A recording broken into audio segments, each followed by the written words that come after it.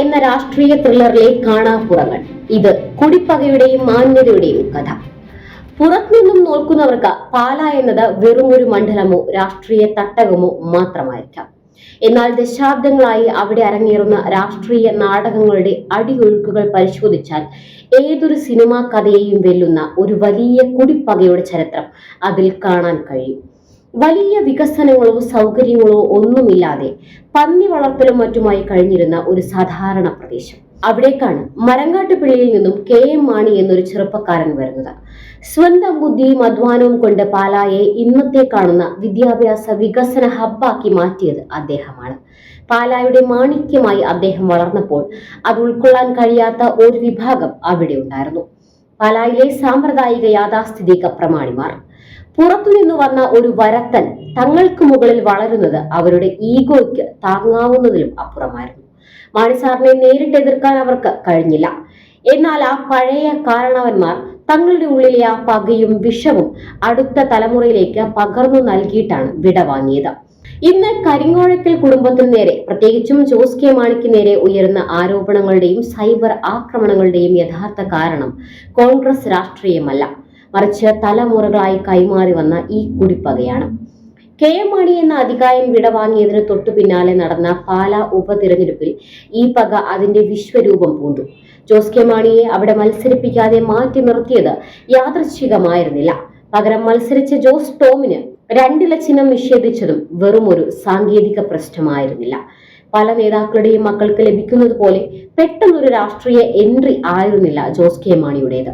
കോയമ്പത്തൂരിൽ നിന്ന് MP കഴിഞ്ഞിറങ്ങിയ മകനോട് അപ്പൻ പറഞ്ഞത് രാഷ്ട്രീയത്തിൽ ഇറങ്ങാനല്ല, ടൈ കെട്ടിപ്പോയി ജോലി ചെയ്യാനാണ്. തന്റെ വിദ്യാഭ്യാസ പശ്ചാത്തലമാണ് അദ്ദേഹത്തിന്റെ മാന്യതയുടെ അടുത്തത്. തെന്നിന്ത്യൻ സൂപ്പർ സ്റ്റാർ വിക്രം തന്റെ ഉറ്റ സുഹൃത്തും സഹപാഠിയായിരുന്നിട്ടും ഒരിക്കൽ പോലും ആ പേര് വെച്ച് തന്റെ ഇമേജ് വർദ്ധിപ്പിക്കാനോ PR ചെയ്യാനോ അദ്ദേഹം ശ്രമിച്ചിട്ടില്ല. എന്നാൽ വിക്രം ഈ സൗഹൃദത്തെ കുറിച്ച് വാചാലനാകാറുമുണ്ട്. ബഹളങ്ങളില്ലാതെ കാര്യങ്ങൾ ചെയ്യുന്ന ഒരു സൈലന്റ് പെർഫോമറാണ് അദ്ദേഹം.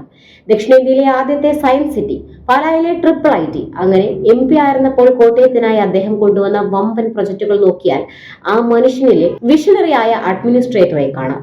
എന്നാൽ ഇതിനെല്ലാം തമസ്കരിച്ചുകൊണ്ട് അദ്ദേഹത്തെ വേട്ടയാടാനാണ് ഒരു കൂട്ടം ആളുകൾ ശ്രമിച്ചത്. ഏതൊരു മനുഷ്യന്റെയും നെഞ്ചു പിളർക്കുന്നതാണ് ജോസ് കെ മാണിയും കുടുംബവും നേരിട്ട വ്യക്തിപരമായ അധിക്ഷേപങ്ങൾ, പ്രത്യേകിച്ചും അദ്ദേഹത്തിന്റെ ഭാര്യ നിഷ ജോസ് കെ മാണി നേരിട്ട ദുരനുഭവങ്ങൾ. സ്ഥാനാർബുദം എന്ന മഹാരോഗത്തോട് പടപൊരുതി കീമോതെറാപ്പിയുടെ വേദനകളെല്ലാം സഹിച്ച് മരണത്തെ മുഖാമുഖം കണ്ട് ജീവിതത്തിലേക്ക് തിരിച്ചു വന്നതാണ് അവർ. മുടികൊഴിഞ്ഞ് ശരീരവും മനസ്സും തളർന്നിടത്തു നിന്നും അതിമാനുഷികമായ ഇച്ഛാശക്തി കൊണ്ടാണ് അവർ എഴുന്നേറ്റ് വന്നത്. എന്നിട്ടും വെറുതെ ഇരുന്നില്ല. ക്യാൻസർ രോഗികൾക്ക് ക്യാൻസർ ബോധവൽക്കരണത്തിനായുള്ള യാത്രയും അവർ ആരംഭിച്ചു. എന്നാൽ ഈ വേദനകളുടെ എല്ലാം നടുവിലൂടെ കടന്നു പോകുമ്പോഴും PC ജോർജിനെ പോലെയുള്ള മുതിർന്ന രാഷ്ട്രീയ നേതാക്കളിൽ നിന്നും അവർക്ക് നേരിടേണ്ടി വന്നത് കേട്ടാൽ അറക്കുന്ന വാക്കുകളാണ്. 2018 ട്രെയിനിൽ വെച്ചുണ്ടായ ദുരനുഭവം തുറന്നു പറഞ്ഞപ്പോൾ PC ജോർജ് വൃത്തികെട്ട പ്രതികരണം നടത്തി. അത് അവിടെ തീർന്നില്ല. ക്യാൻസറിനോട് പോരാടി ജയിച്ച് തന്റെ ബോധവൽക്കരണ യാത്രയുമായി ആ സ്ത്രീ ഇറങ്ങിയപ്പോൾ അടുത്ത കാലത്തും ഒരു YouTube ചാനലിലൂടെ PC ജോർജ് വീണ്ടും അവർക്ക് നേരെ അമേദ്യം വർഷിച്ചു. ക്യാൻസർ ബാധിച്ച അവരുടെ ശരീരഭാഗങ്ങളെ കുറിച്ച് അങ്ങേയറ്റം മനുഷ്യത്വരഹിതവും അശ്ലീലവുമായ ഭാഷയിലാണ് അദ്ദേഹം സംസാരിച്ചത്. ഒന്ന് ചിന്തിച്ചു നോക്കൂ.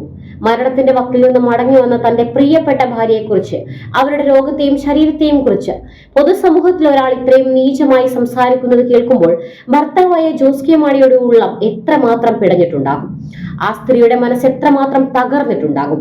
ഇതാണ് യഥാർത്ഥ മാന്യത. ഇത്രയൊക്കെ സംഭവിച്ചിട്ടും തങ്ങളെ ഇല്ലാതാക്കാൻ ശ്രമിക്കുന്ന കുടിപ്പകയുടെ ആൾരൂപങ്ങളെയും വിഷം ചീറ്റുന്ന PC ജോർജിനെ പോലെയുള്ളവരെയും അവർ എങ്ങനെയാണ് നേരിട്ടത്? അവിടെയാണ് ജോസ് കെ മാണി തന്റെ അപ്പന്റെ യഥാർത്ഥ മകനാവുന്നത്.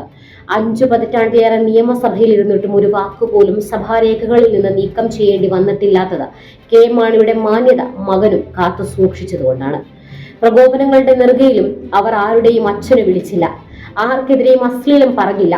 തങ്ങളെ കല്ലെറിയുന്നവർക്ക് മുന്നിലൂടെ പുഞ്ചിരിയോടെ തികഞ്ഞ മാന്യതയോടെ അവർ തങ്ങളുടെ കർമ്മപഥത്തിൽ മുന്നോട്ട് നടക്കുകയാണ്.